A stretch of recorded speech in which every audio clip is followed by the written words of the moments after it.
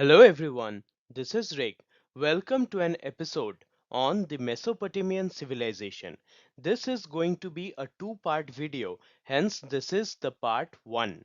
Now before we begin this video, I'd like to say that this content is tailored according to the ICSE syllabus of class 6. However, anyone interested to know about Mesopotamian civilization are welcome to go through this video. Also, at the end part, it contains a lot of question and their answers which will help you to understand this chapter better. Please carry a notebook with you when you are listening to this video because you can note down the important points and it will help you in future. So without doing any delay, let's begin. Mesopotamian Civilization Part 1. Before we begin directly with the Mesopotamian civilization, it is important to know what is actually meant by the word civilization. So, definition: civilization refers to an advanced state of human society characterized by developed government, culture, industry, and common social norms. So you must be knowing this, you must have read this before, that humans were hunter gatherers before, and slowly they formed a social unit called family. Now, when families started to become bigger, they began to separate, and thus villages or kinship relations, means relationship based on blood, were formed, and that eventually led to a growth of advanced state of human society called civilization. Now there are a few parameters of being a civilization, means few characteristics, that is, it will have a developed government, it will have its own culture, there will be industries where things will be produced, and there will be common social norms in a civilization. We will go through all these characteristics one by one later. Now, characteristics. Civilizations typically include writing, architecture, social structures, technological progress, and governance. So, what does a civilization consists of? It has a system of writing. It will have a system of architecture, means monuments or buildings will be constructed in a civilization.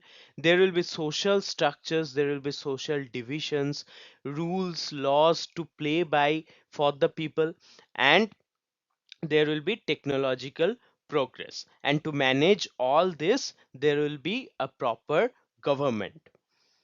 Human development. It is commonly used to describe societies with high level of cultural and technological growth. So humanity as a whole develops only when there is a high level cultural growth along with technological advancements. River valley civilizations. Some of the earliest civilizations developed along river valleys, providing fertile land and water for agriculture. So, all of the earliest civilizations, Mesopotamian civilization, Indus Valley civilization, Egyptian civilization, and Chinese civilizations, these are four important early civilizations, and all of these had a main river along which on the banks of which people lived, because the river provided them with fertile land and water for agriculture. Without food and water, nothing happens. So rivers were the main source of advancements in early civilizations. In the map here you can see that there are civilizations. Mesopotamia is here, and you have Egyptian civilization here. The river, the river which you see from lower Egypt, upper Egypt, is this river is Nile river. And the here in Mesopotamia there are two main rivers, Tigris and Euphrates. So first comes Tigris on the right hand side or on the eastern side, and Euphrates is on the western side. So these are the two main rivers of Mesopotamian civilization. And in Egypt you have the Nile River.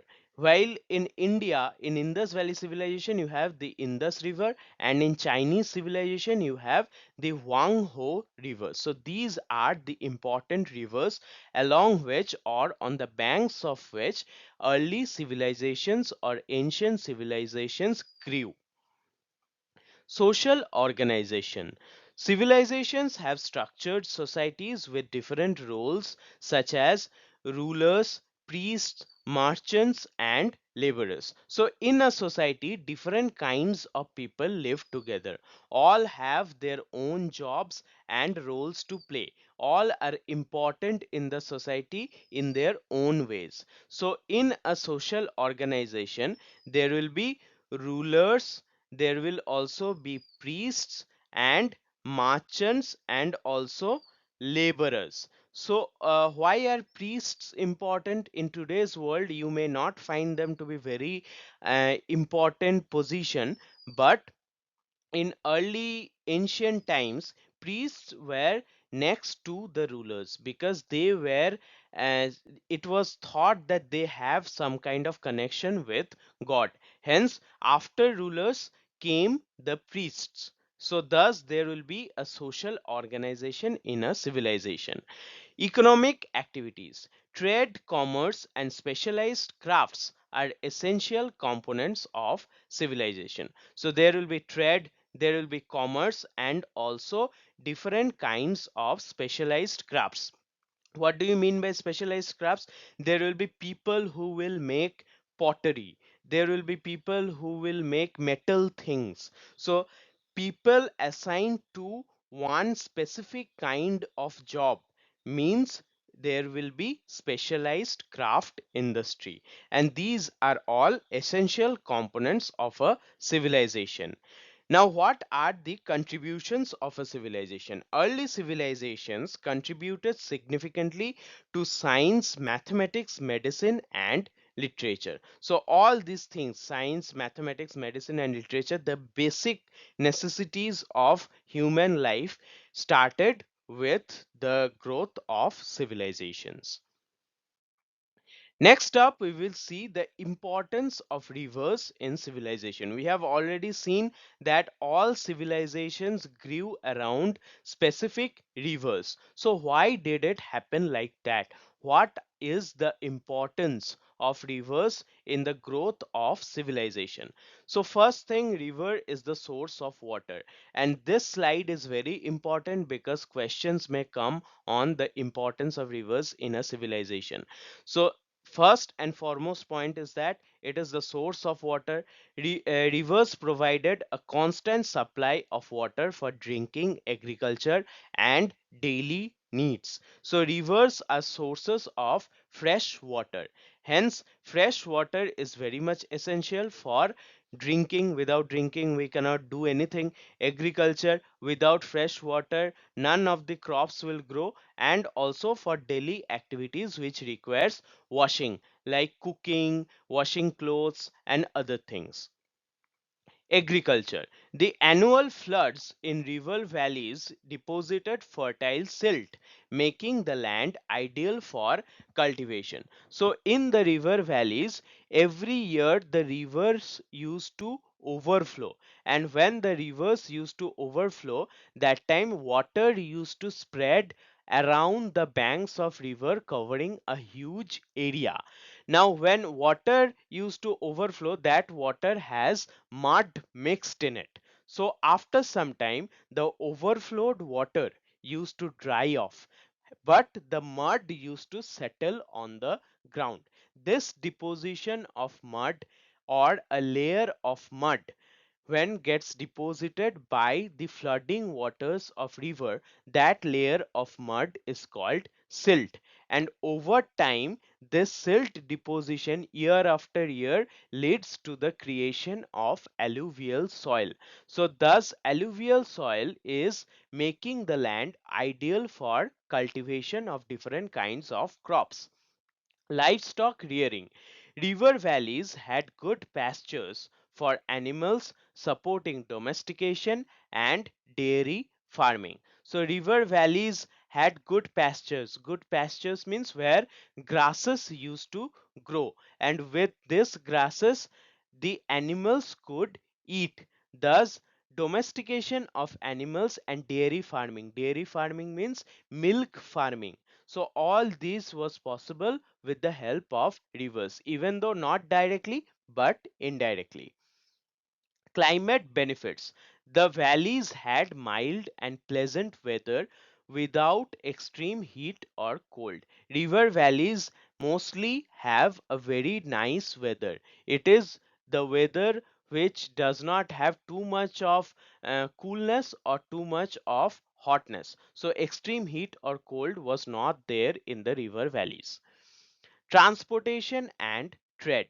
Rivers served as natural highways facilitating trade and commerce between regions. So the cheapest form of transport is through water. If you are going downstream on a river, you don't need to pay anything, you just need to know how to float. So rivers served as natural highways. All the goods from one city to another used to be transported through rivers, and that is why most of the cities were there on the banks of rivers only. Thus rivers served as natural highways, and thus trade and commerce were very much prominent because of rivers.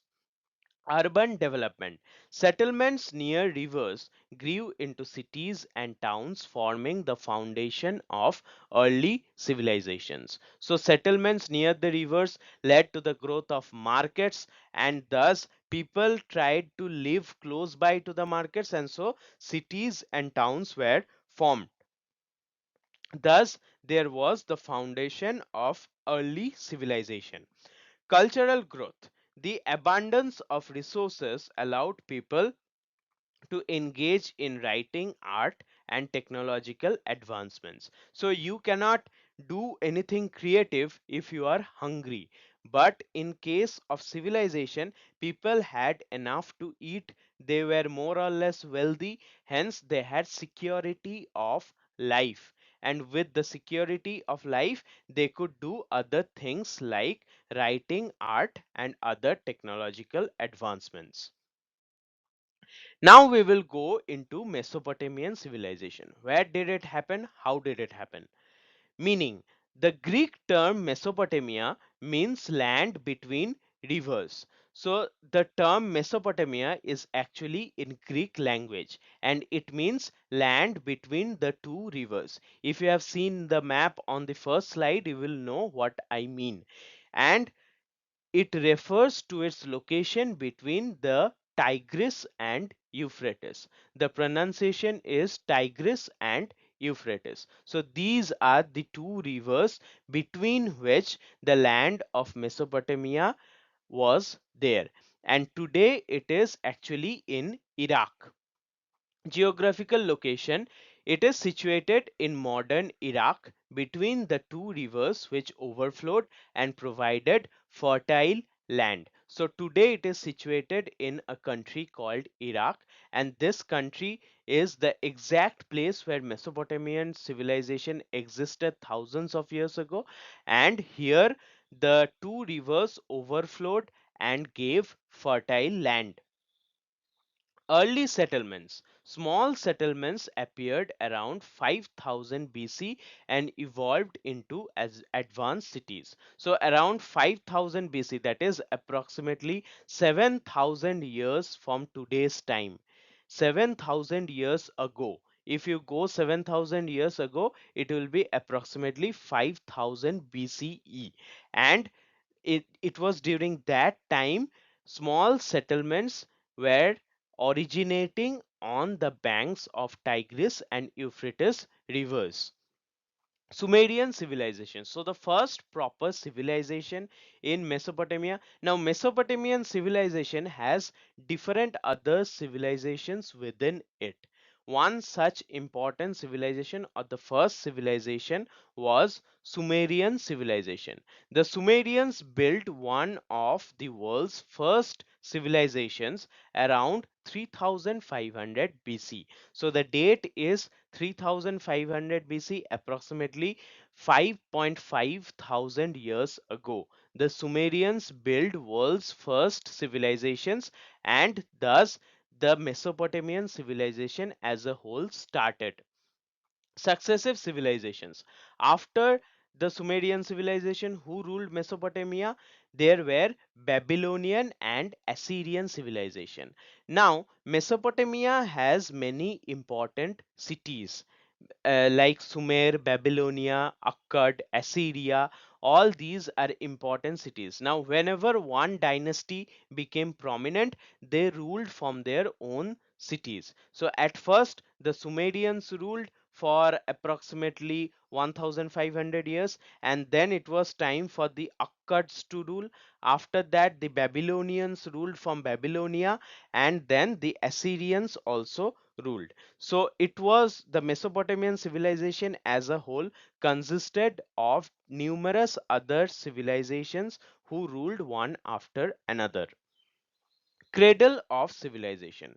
Mesopotamia is often called the cradle of civilization because it was among the first places where complex societies developed. So, what do you mean by cradle? A baby sleeps in a cradle. So, baby means it is the beginning phase of human life. So Mesopotamia, just like the being an infant or a baby is the beginning phase of human life, Mesopotamian civilization was also the beginning phase of civilizational culture in the world. Therefore it is called the cradle of civilization because it was the first place where complex societies developed. Cultural achievements. It contributed significantly to governance, law, architecture, writing, and astronomy. So there were different achievements in the Mesopotamian civilization. They were expert in governance. First laws were found to have existed in Mesopotamian culture. Architecture means they could build monuments. Also there was specific writing system, and people could also read about stars and heavenly movements, that is astronomy. Characteristics. Now we will discuss the characteristics of Mesopotamian civilization one by one. In this video I will not cover all the characteristics, but in the next part of the video we will complete with the Mesopotamian civilization. So the first and the most important characteristic of Mesopotamian civilization is the river. We already have discussed about rivers, so here is a recap. Geographical advantage. Mesopotamia was located between the Tigris and Euphrates rivers, which provided rich agricultural landscape. The land there was very much suitable for the growth of crops because it was situated in between two rivers called Tigris and Euphrates. In the picture itself you can see how the land is being cultivated with crops. Fertile land. Fertile land means the land has a lot of nutrients in it. Just like our human body needs proteins, vitamins, and other minerals, similarly, plants also need nutrients to grow. So the river flooded seasonally means annually. In every rainy season, the river flooded means overflow of water, depositing nutrient rich silt that made the land highly fertile. So over time, when year after year silts are getting deposited, then the land becomes fertile, means rich in nutrients suitable for agriculture. Irrigation systems. People built canals, dikes, and reservoirs to control river water and improve agriculture. So people built canals. Canals means there will be the main line of the river, and from the main line different other channels will be dug out to reach the water in places where water is scarce. So all around the area water was not found, so rivers used to be extended by digging canals. Now what are dikes? Dikes are walls on drains or walls on rivers. It is a small dam like structure. Here in the picture you can see here they are capturing the water. They're restricting the flow of water by building a wall here. Okay, I'm marking it with red. So they built a wall here, and with that they restricted the water. Now, as per their requirement, they could open the wall so that water flows, and they could control the flow of water. These are called dikes, means small walls which will separate one part of the river from another, and thus they will control the flow of water. There were also reservoirs. Reservoirs means uh, ponds or places where water is stored. It will have to be a big place like ponds or small lakes. So thus they controlled the flow of river water and improved agriculture. Water supply. The rivers provided fresh water for drinking, cooking, and daily use. So you need water in your everyday life process, and thus fresh water was provided by the river for drinking, cooking, and every other kind of use. Fishing and hunting. The rivers supported aquatic life, which became a food source for Mesopotamians. So aquatic life means fishing. People of Mesopotamia could do fishing, and fishing is also one form of water hunting. And also there were dense forests sometimes on the banks of river where people used to go to hunt for wild animals, which mainly was for consumption of food. So rivers supported aquatic life, and the banks of rivers supported forests which had wild animals. So fishing and hunting was possible because of rivers. Trade and transport. Boats and rafts were used to transport goods connecting Mesopotamian cities. So boats, they have a specific structure like this. Look at the left hand side corner up. Here the structure of boat is roughly like this. But what are rafts? Rafts are wooden logs like this. Wooden logs joined together with the help of a binding material. So rafts are approximately like this. They will be binded together with ropes. So this will float on water. So rafts are like a smaller version and rougher version of boats. So these things were used for transporting of goods, and thus all the Mesopotamian cities were connected. Religious significance. Now, all the source of improvement or all the source of life in the Mesopotamian civilization was from the river.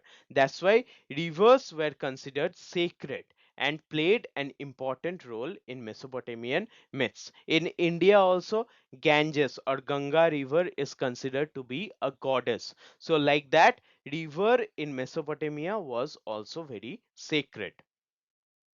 The next important characteristic is the society. How were the people living with each other, or how were they interacting with each other? What was the basis of social life? So there was class system in the society. Society was divided into three main classes: upper, middle, and lower. So upper, middle, and lower, from the name itself you can understand that this was a status difference society. Upper class. Who were there in the upper class? The important people like rulers, their families, priests, and high officials who held power and wealth. So all the people who had a lot of money and who had a lot of power were in the upper class. In the middle class, there were merchants who were specifically businessmen, and farmers, and also artisans. Artisans means artistic people who produce different kinds of things. So the middle class comprised of merchants, farmers, and artisans, and they were very much essential to the growth and economy of Mesopotamian culture. Lower class consisted of slaves who performed manual labor and had no rights. So the lower class people were mainly slaves. and they had no individual rights. The slaves were very much tortured by their owners, and they had no uh, individual rights in the Mesopotamian society. Role of women. How did the woman live? Women had certain legal protections but fewer privileges than men. So women had certain rights or certain protections, but the facilities provided to women were much lesser than the facilities provided to the men of the Mesopotamian society. Education. Boys were sent to school to learn reading, writing, and arithmetic. Arithmetic means calculations. So boys could learn how to read, how to write, and they knew basic calculations, while girls were trained in dance and music. You may not like it, but there was huge difference between girls and boys in the Mesopotamian society. Cultural development. Mesopotamians contributed to advancements in law, literature, astronomy, and mathematics. So, Mesopotamians contributed a lot in different cultural aspects. Characteristics. Family. Now we will see how the family structure was there in the Mesopotamian society. So it was a patriarchal society, means fathers were head of the family and had most authority. So head of the family was the eldest male. So fathers were the head of the family, and this kind of society or this kind of family where fathers hold more power is called patriarchal society. While this society where mothers hold more power is called matriarchal society. Role of men. Men held higher social status, they enjoyed more privileges and worked in governance, trade, or military. So the social status of men were much higher than that of women, and they enjoyed a lot of more facilities, means privileges. They worked in governance, means they were important people, and also they could trade, and sometimes they were there in the army also or military. Role of women. Women had legal protections but were primarily responsible for household duties. So women had some kind of protections under law, but they were mainly doing household duties only. Education. Boys were taught academic subjects like reading, writing, and arithmetic. We have already discussed this before.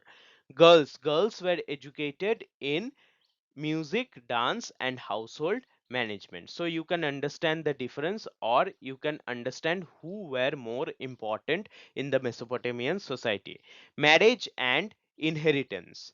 Inheritance means the generational wealth will go to whom? Your father's property will go to whom? You or your brother. So that is called inheritance. So families followed strict marriage traditions. So marriage was a very much strict system in the Mesopotamian society, and inheritance was passed through male lineage. Means if a man had a son and a daughter, the property of the man will go to the son. This was the law of Mesopotamian society. Family as a unit. The family was the basic social unit with strong emphasis on maintaining lineage and property. So, family was the most essential and basis of the social structures, and strong emphasis was given on maintaining lineage, means which side the family will follow. Like most of us follow our father's surname, we don't take our mother family's surname. So this is called patriarchal lineage. So lineage means whose name you will take or whose hereditaries you will take legally. So maintaining lineage and property was very much essential in the family of Mesopotamian civilization. Then comes community. How was the community? Community means many families living together.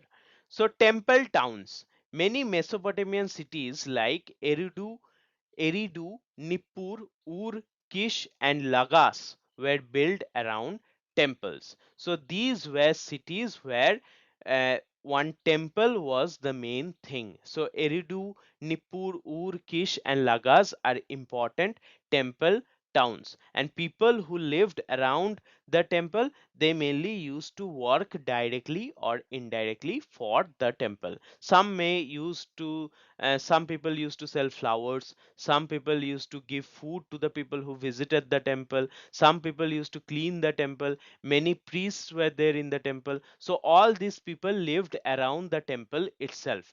Thus temple towns came into being. City states. These city states grew into independent city states, each ruled by a leader called an ensis. So one city was itself one state, and the state had its own ruler. That ruler was called ensis. So imagine you have different big cities. One city is like one country. Okay, so it is not country as in modern sense. That time, I mean to say, if I say country in Mesopotamian period, that means a city like thing where very few people used to live. Nowhere it should be compared with modern sense of a country. So these cities grew into independent city state, and who ruled the city? Ensis. Ensis was the name of the leader who ruled the city. Just like we call king, the Mesopotamian people used to call them ensis. Public buildings, large temples, palaces, and administrative buildings were constructed for governance and religion. So there were different large temples, there were palaces, and also administrative buildings. All these were for the people to use. It was the owner was not any particular individual. Every people could visit all these places, and they were constructed for governance and religion. Governance means the art of managing people according to certain laws. So all these buildings were there for the governments of people. Markets and trade. Markets were set up near temples, promoting local and international trade. Local trade means trade which was done using things, buying and selling of local things. And international trade means buying and selling of things which came from outside. So two kinds of transactions used to happen. For your information, you don't need this in class 6 standard, but Mesopotamian civilization had contact with Indus Valley civilization thousands of kilometers away in northwestern part of India. They exchanged goods with each other. Indus Valley civilization used to go to Mesopotamia for trade, and Mesopotamians come used to come to Harappa for selling goods. So these things used to happen. So that is a type of international trade. Religious centers. Each city had a patron god, and temples served as both religious and economic centers. So each city had a patron god. Patron god means a city having a god as the uh, caretaker of the city. So in many cities, like in Vatican City, it is a city of a god. Then Mecca is a city of a god, Ayodhya is a city of a god. So like that, different cities had different patron god who is believed to have been taking care of the people in the city. Urbanization. Over time, small settlements expanded into well planned urban centers, and thus cities came into being. Urbanization means rural settlements developing into urban centers or cities. Governance. The rulers of city states maintained law, order, and economy through structured governance. So there were rules and regulations which everyone had to follow, and thus the rulers of city states maintained law and order or managed the people properly. Now we will go to town planning. From the picture itself, you can understand that there was detailed plans in the growth or in the building of a Mesopotamian city. City structure. Mesopotamian cities were divided into three sections: the sacred area, the walled city, and the outer town. So there were three sections of Mesopotamian cities. Sacred area. It contained the ziggurat, a temple tower dedicated to the city's patron god. So here you can see itself there is a ziggurat. This pyramidal structure, towers does not mean it will be like a vertical structure. Sometimes they used to be, or mostly they used to be pyramidal structures. Okay, so this pyramidal structure is called a ziggurat. Ziggurat is a temple tower, and the main patron god of the city resided in that ziggurat.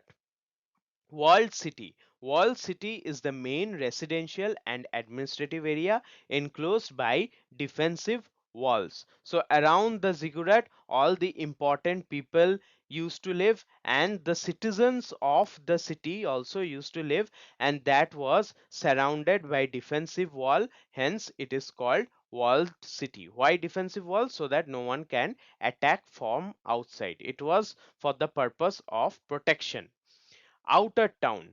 It included agricultural lands and smaller settlements outside the city walls. So the city needs to eat food, right? If everyone stays inside walls, then who will do the farming?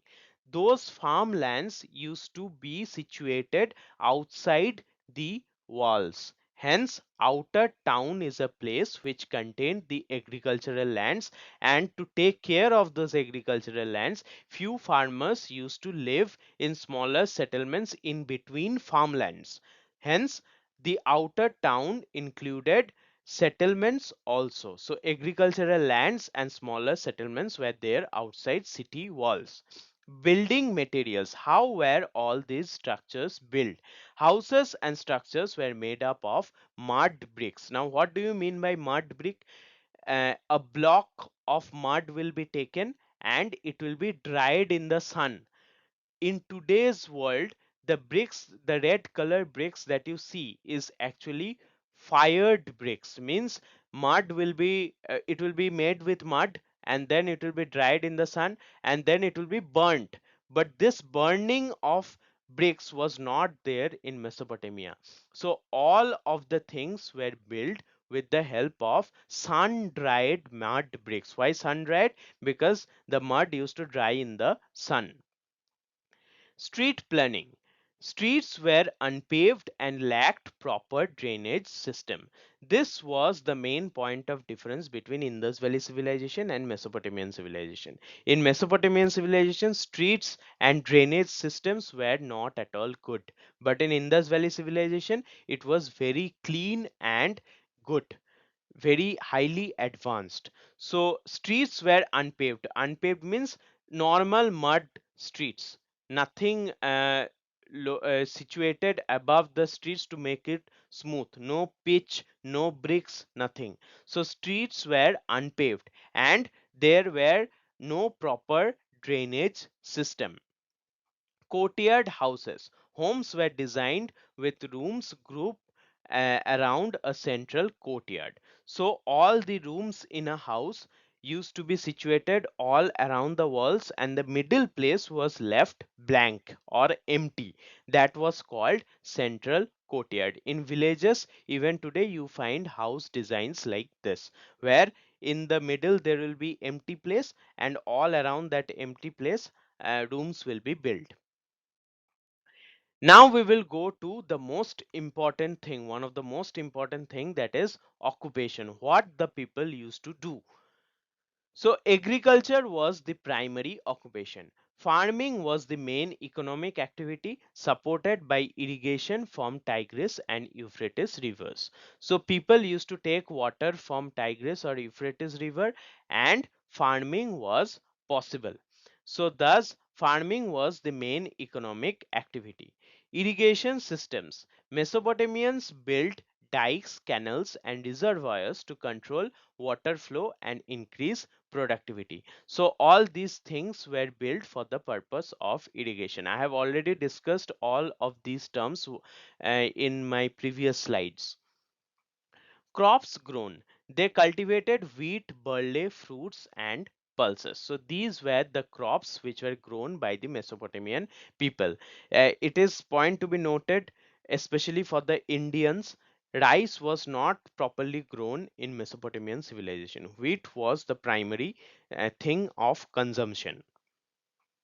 Domestication of animals. Now Mesopotamians domesticated animals also. Animals like cows, goat, sheep and donkeys were domesticated for food, labor and transport. So few of these animals like goats and sheep were consumed also. People ate also.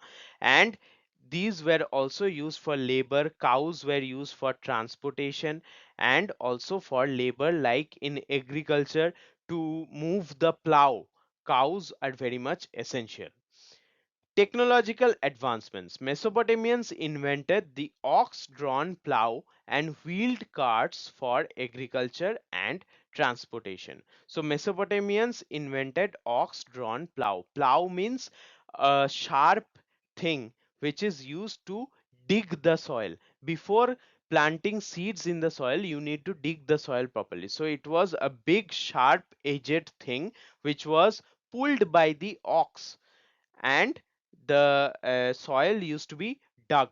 So these are important technological advancements in the Mesopotamian times. Art and craft. Specialized craftsmen produce pottery, weaving, metalwork, and decorative items. So there were people who used to do only pottery, only weaving, only metalwork, and decorative items. So when a person or a group of people does only one thing, then we say that there is specialized craftsmen whose only purpose is to make a special thing. Cylinder seals. Mesopotamians developed engraved cylinder seals used for official documentation. So these are like stamps. For any official work, you need stamps, and stamps show authenticity or originality. Similarly, Mesopotamians developed something called cylindrical seals, and they were used for official documents. Dyeing and cosmetics. They mastered techniques of bleaching, dyeing, and making cosmetics and perfumes. So Mesopotamians knew how to decorate themselves also. So with this, we end the description of part 1 video of Mesopotamian civilization. Next day, we are going to go further into other characteristics and contribution of Mesopotamian civilization. So before we end this video, let us go through the question and their answers, which I think will be important in your exams. What is civilization? Give examples. The term civilization refers to an advanced stage of human society where people live together in organized communities with a high level of cultural and technological development. It includes aspects such as governance, trade, social norms, and artistic achievements. Examples of early civilizations include the Mesopotamian, Egyptian, Indus Valley, and Chinese civilizations, which flourished along major rivers. Name the civilizations that rose and fell in the Mesopotamian Valley. The Mesopotamian Valley saw the rise of many civilizations over time. Sumerians were the first to establish city-states. Later, the Akkadians, led by Sargon, conquered Sumer. Babylonians under Hammurabi built a powerful empire. The Assyrians followed, known for their military strength. Finally, the Neo-Babylonians under Nebuchadnezzar ruled before the Persian conquest. Why is Mesopotamia called the cradle of civilization? Mesopotamia is called the cradle of civilization because it was one of the earliest regions where human beings formed complex societies. It witnessed the invention of writing, cuneiform, the development of city-states, organized religion, laws, code of Hammurabi, and advanced irrigation systems. These innovations influenced later civilizations, making Mesopotamia a significant center of early human progress. What are the advantages of rivers in the growth of a civilization? Fertile land. Rivers deposited rich silt, making the land ideal for farming. Water supply provided fresh water for drinking and irrigation. Transport and trade enable the movement of goods and people. Fishing and food source supported aquatic life and food production. Climate regulation helped maintain moderate temperatures. Urban growth. Cities developed near rivers due to available resources. Irrigation and farming allowed controlled supply of water for crops. How was the family structure in Mesopotamian civilization? The Mesopotamian family was patriarchal, meaning the father was the head of the household. Men held authority while women managed household duties and sometimes worked as priestess or scribes. Boys were given formal education in writing and arithmetic, while girls learned music and household skills. Marriage was arranged and inheritance was usually passed through the male lineage.